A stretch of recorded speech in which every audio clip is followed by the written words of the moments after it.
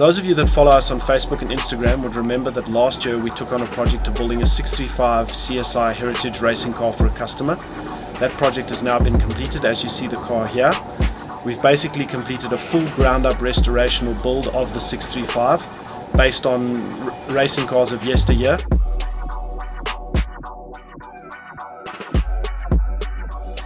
We've completed a forged engine build, suspension upgrade, brake upgrade, fuel system upgrade, full roll cage, interior build. The car's got an Accusump, essentially everything required to race the car in heritage racing in South Africa.